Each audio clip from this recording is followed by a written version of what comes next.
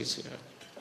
She will be talking on alternative travel demand management strategy, employer travel demand management measures. Please be within the limit of 15 minutes, please. Yeah.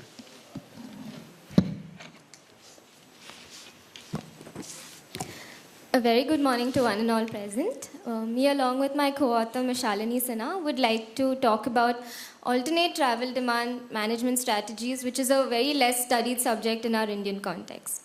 So my presentation will give an overview of this subject and why it is needed, along with the literature review from which I have developed a methodology for my study.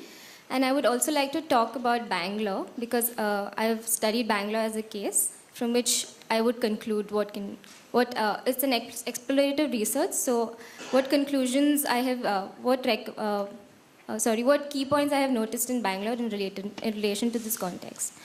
As we all know that Bangalore has developed as one of the major IT hubs of our country, which has led to a lot of traffic-related issues. And traditionally, we have this predict and supply method, which is adopted in our country, where we predict a demand and then we supply the infrastructure. But globally, we have seen that countries practice transport system management measures like signal optimization and parking or management and enforcement, and other measures like travel demand management, like congestion pricing, urban design management, etc. Our NUTP also talks about the growth of cities towards sustainable mobility with a modal mix. But where does employer travel demand management strategies fit here? How and when will they affect or change travel pattern of people? So the objective of my study is to assess how these impacts can actually modify or alter the travel demand of employees.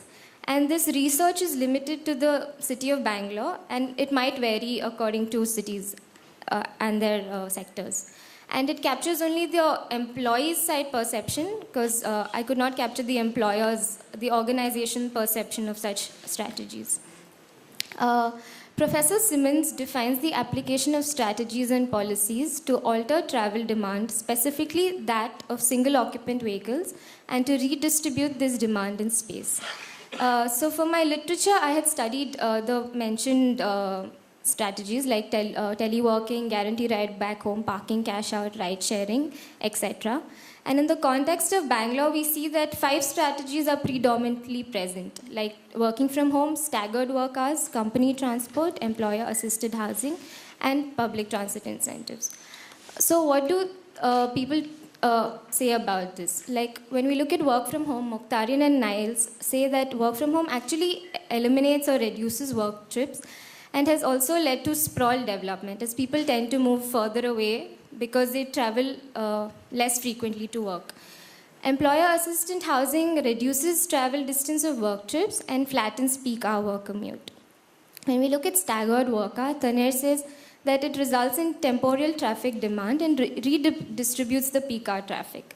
Company transport and public transport incentives actually bring about a mode shift from single-occupant vehicles and also enhances the efficiency of the public transport. So my aspects for evaluation were that these 3 categories can be classified to either reduce and eliminate work trips, or to redistribute the peak hour traffic, or to bring about a change from SOVUs.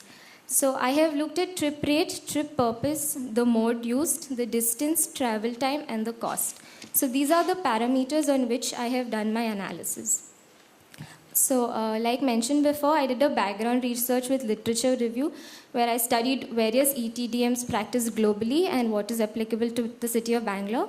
And I have collected my data for 2 scenarios. One is the before scenario, before availing an ETDM, and after availing an ETDM, based on a recall method. So the employers were questioned based on their memory. And the secondary data talks about the demography and travel characteristics of Bangalore. And then in my analysis, I've tried to interrelate ETDM with the travel pattern. And I see how these strategies can impact at an individual level and at a larger societal level. So to give you an idea of Bangalore city, like we know that it is the biggest IT hub of India, and it has a current population of 11.5 million. And as you see, the city has sprawled from 741 square kilometers to 1,276 square kilometers over the years. And the comprehensive traffic and transportation plan for Bangalore states that 29% of people are undertaking work trips with an average trip length of 9 to 10 kilometers. And the public transport is 14%, where private vehicles have 10% and NMT is 2.5%. So when we look at Bangalore, we see that as the city has grown, the V by C ratio in most of the areas are lesser than 1, and which leads to congestion, and speed is limited and a lot of delays. And the motorized rates are about 36%. So we see that we understand that the city is really being overburdened with traffic and congestion, which is a big issue. So for that, I have collected data through through a sample survey at Gandhinagar and then later at Bangalore. And the survey captured personal information and travel characteristics based on the origin and destination of the employee, the trip rate and frequency, the trip purpose, the distance, time, and cost, and the mode that they use. So for my study for work, it was conducted on in a week. So the unit is taken as for a week. And for work from home, it was more of a snowball sampling from because it was throughout the city of Bangalore, so there's not a concentrated point. For employer-assisted housing, there were 2 sites from which I had taken surveys. Staggered work hours from 3 offices, and company transport and public transport from 2 technology parks in Bangalore. So as I had mentioned, I had studied these 5 predominant strategies that are prevalent. I would like to explain staggered work hours in detail and then give the conclusions. When we look at staggered work hours, we see that the trip rate for work trips before was 10, and after availing staggered work hours still remain 10. But after availing staggered work hours, the employers started traveling more for other trips. So their other trip rate from 3 becomes 7.6. And we see that these other trips usually are recreational shopping or escort trips. And the mode that employers used for work trips was private and company transport now. And other trips, they start using their private vehicles. When we look at travel distance, time, and mode, we see that the overall vehicle travel distance increases because their other purpose trips have increased. So they now not only travel longer distances for work trips, but also for other trips. And the time and cost, because of the use of private vehicles, has gone up simultaneously. Previously, when we look at the peak hour distribution of work trips, it was between 7:30 in the morning to 7:30 p.m. But after availing of staggered work hours, because of the flexibility of time, their peak hours has almost shifted throughout the day. So what can we conclude, like when we look at these analyses? We see that staggered work hours bring about little change in the work trips, but actually, because of the flexibility and difference in timings, help reduce the use of SOV or private vehicle used for work trips. And this shift has been to public transport or to company transport.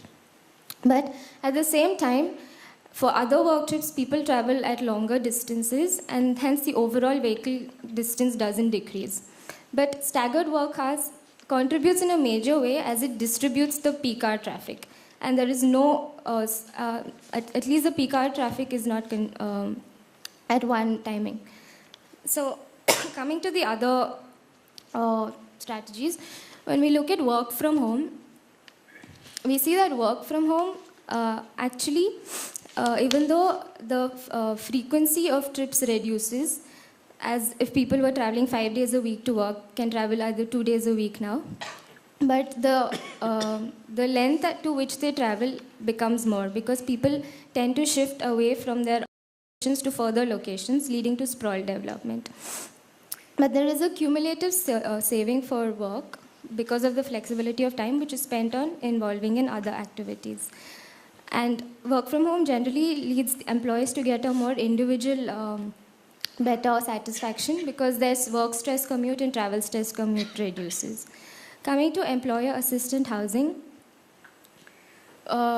we see that the trip frequency rate increases because of short distances to the work office, because the office and the residential location is located close by. So people tend to go home and come back again for lunch, and again go to work and again come back for lunch. So there is an increase in the trip rate. But this is attributed by the private mode, but it is for shorter distances.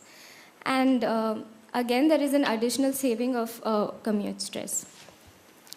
And when we look at company transport, we see that company transport plays a large important role at the society level, as it is moving to a more sustainable mode, and it reduces the use of SOV, and is also more safer and helps increase mass ridership, which is similarly for public transport, as it reduces the use of single occupant vehicle, and even though the time and the distance for traveling increases, it is cross-subsidized by the cost. So the use of company transport and public transport, even though they are attributed with longer travel distances and time, is cross-subsidized by the cost. So the objective was to assess the impact of these employer travel demand management strategies on the travel pattern of people. And we saw that how each strategy leads to either individual benefits or overall societal benefits. So at individual benefits, we see that company transport and public transport, like I mentioned before, even though they have longer travel time and but there is a cross-subsidization with the cost. Work from home, an employer simultaneously, respectively, reduces or increases travel time, but has lesser commute stress. And staggered work hours distributes peak hour traffic. So when we look at the overall picture, we see that different strategies have to be considered to work in a pattern, so that when we look at the largest sustainable mode, it can help reduce the vehicle distance travel and reduce the use of SUV. Thank you.